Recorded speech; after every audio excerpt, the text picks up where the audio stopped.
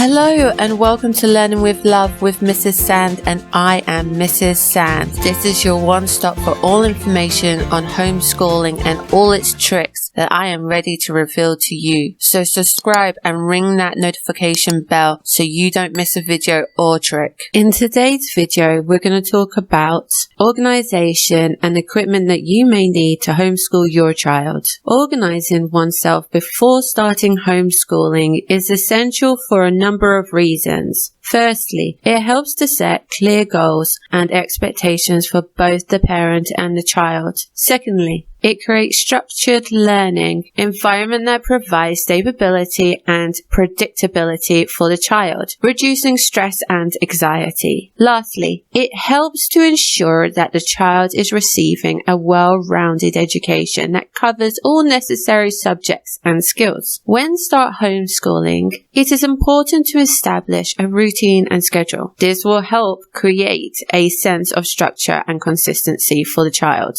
allowing them to know what's to be expected each day. It will also help manage time more effectively, ensuring that all subjects and activities are covered. A well-designed schedule can also help minimize distractions and can keep the child focused on learning. One of the most important things to consider when organizing oneself for homeschooling is setting clear goals and expectations. This can be done by creating a homeschooling plan that outlines what the child will be learning and when. This plan should take into account the child's age, abilities, interests, and learning style, as well as the state of the national education standards that needs to be met. It is important to communicate these goals and expectations clearly to the child so that they understand what is expected of them and what they could expect in return. In addition to set goals and expectations, it is also important to create a well-rounded curriculum that covers all necessary subjects and skills. This may include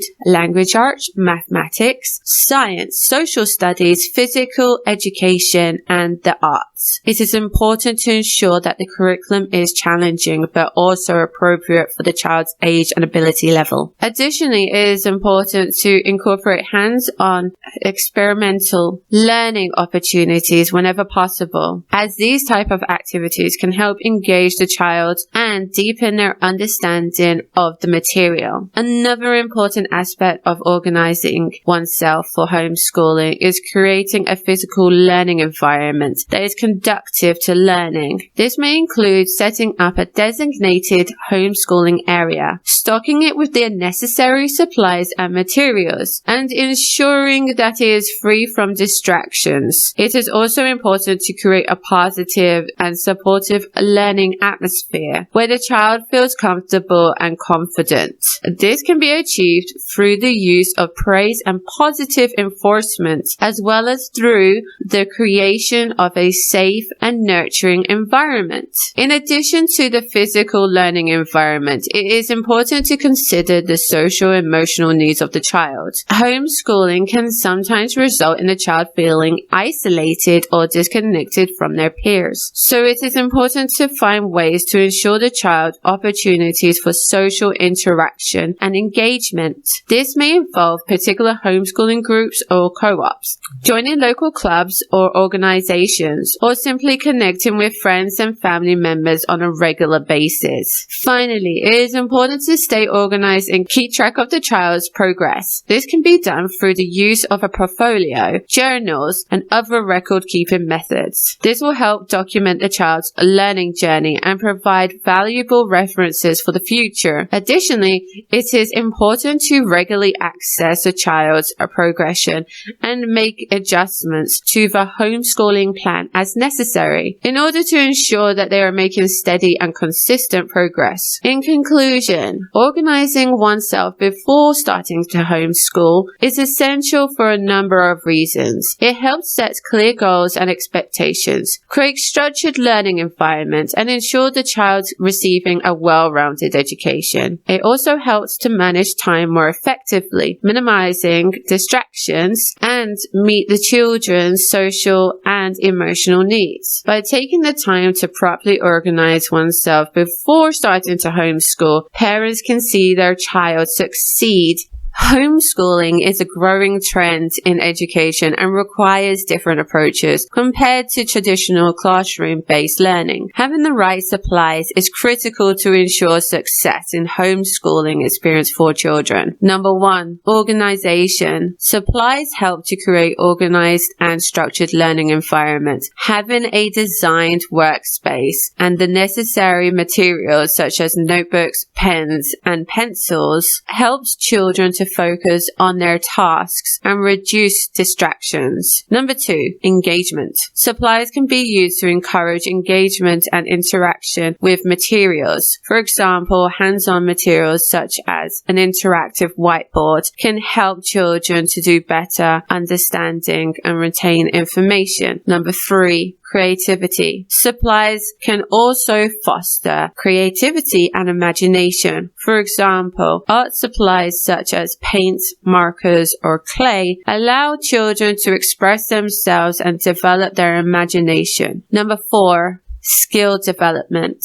Supplies are essential in helping children to develop essential skills such as writing, organization, and problem solving. For example, having a computer or a tablet can aid typing and online research skills. Number 5, task completion. Supplies ensure that the child has the necessary tools to complete tasks and assignments. For example, having a Pacific calculator can help students solve math problems and understanding concepts. In conclusion, having supplies to support homeschooling is important because it provides children the resources they need to succeed. A well-equipped homeschooling environment can help children learn and grow in a safe, supportive, and engaging environment. Here are 20 equipments that you may need to help aid you in your homeschooling journey. Number 1, a computer or laptop with internet access. Number 2, printer and paper. Number 3, educational materials such as textbooks and workbooks. Number 4, a whiteboard and markers. Number 5,